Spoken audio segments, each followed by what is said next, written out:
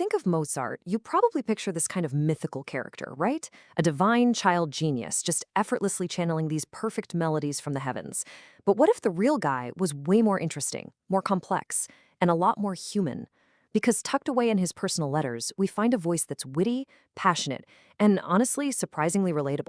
So the big question is, can we really look past that powdered wig and the whole legend to find the person underneath? Okay, get this. This is a 14-year-old Mozart writing home about an opera singer he saw, and he does not pull any punches. I mean, the confidence is just incredible. He's not afraid to be absolutely savage. Sings out of tune like a devil. Wow. Just wow. But okay, before you start thinking he was just this super serious, grumpy critic, you have to know that his letters are also just bursting with teenage energy.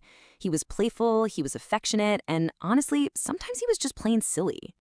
And this quote right here, this just captures that other side perfectly. He's writing to his sister, sending kisses to their mom with this wonderfully over-the-top exaggeration. I have no room for more knots. This isn't some divine genius speaking from on high. This is a kid who loves his family and shows it with this boundless, playful enthusiasm. So under all this pressure from his father, Mozart packs up and moves on to Paris with his mother, leaving Aloysia behind. But this trip, which was supposed to secure his future, turns into the absolute most harrowing period of his entire young life. While they're in Paris, his mother falls gravely ill. Then, on July 3rd, the worst happens. Now just imagine this for a second. You're 22 years old, in a foreign city. He was protecting his family's well-being over his own need to just grieve. Ultimately, this tragedy completely changes him. It forces him to grow up. The witty, sometimes reckless boy we met in Italy is transformed by loss. He now understands sorrow on a really profound level, and you know that depth is going to find its way into his music.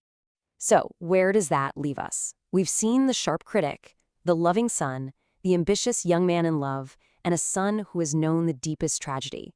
For all the passion we can read on the page, he tells us that his truest, most complete self-expression was never in words. It was in his music. And that really leaves us with a final question, doesn't it? Now that we've heard his voice, his wit, his love, his grief, what new things can we hear when we listen to his compositions? The joy, the sorrow, the mischief, it's all in there. Maybe the real man was never behind the music at all, but right there, in plain sight, in every single note.